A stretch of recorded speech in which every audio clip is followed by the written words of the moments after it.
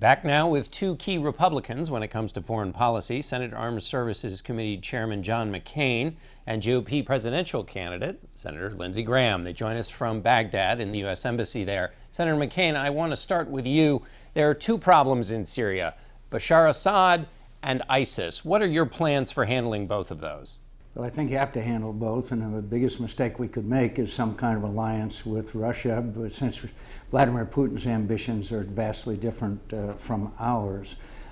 First, you have to obviously take out ISIS, but at the same time, you have to establish a no-fly zone, which sends the message to Bashar Assad that he can stop barrel bombing the people and slaughtering his innocent civilian men, women, and children, and driving millions into refugee status, which we are trying to cope with now.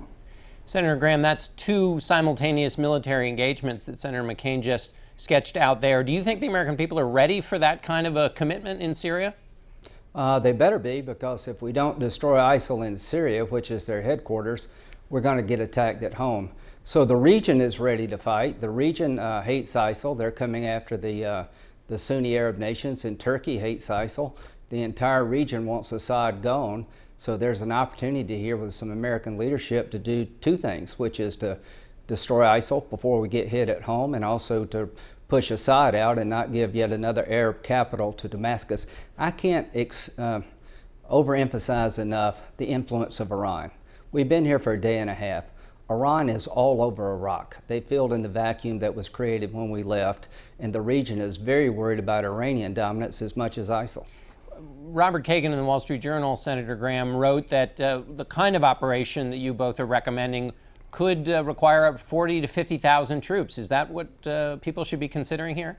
I think it'll require more than that, but the good news, 90% will come from the region.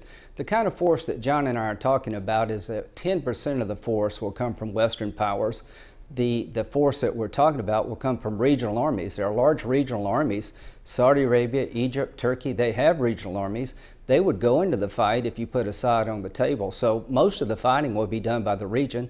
They'll pay for this war. But the one thing I can tell you about Iraq, the next president of the United States is going to be dealing with ISIL in Iraq, because what we have in place here is small, it's limited in focus, and it will get limited results. General McFarland is doing a very good job with limited capability. We don't have enough American troops inside of Iraq to destroy ISIL anytime soon.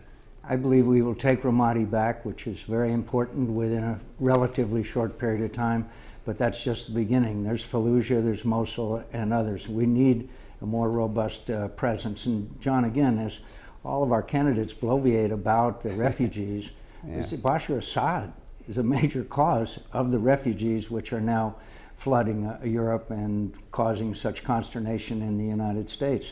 A no-fly zone will provide a refuge, at least for some of these refugees. And the one thing I can say, John, there is no ground force. There is no ground force being formed in Syria.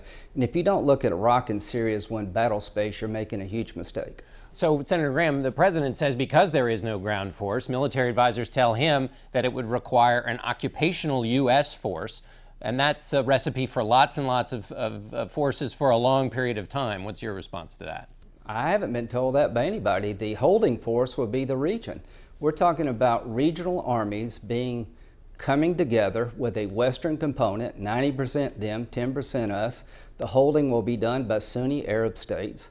We will turn to Assad and say you must go.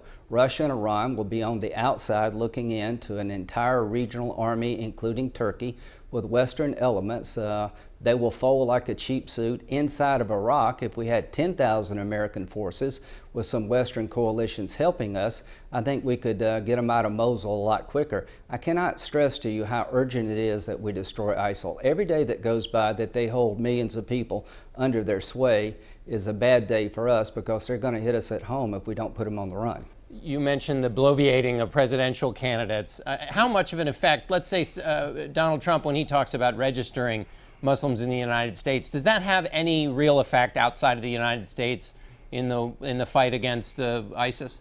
Well, I think it has an interesting effect of turning Muslims all over the world against the United States of America, which is 99 and 44/100% people who practice an honorable religion. And by the way, the fact is that we can succeed here, and ISIS is not that strong, but the longer they stay in power, the more this poison spreads and metastasizes from as far away as Afghanistan, Africa, and other parts of the world. Final question to you, Senator McCain. You're talking about a regional force, but you know, the administration's been trying to get Gulf states to participate, been unsuccessful. You're talking about a regional force that would be involved not with the Russians, but the Russians would be active there. I mean, people are highly skeptical that such a force could be put together. Well, let them be skeptical. We haven't tried it. Second of all, they are ready, but also that Bashar Assad has to be part of the equation. He cannot stay in power for one day longer than necessary.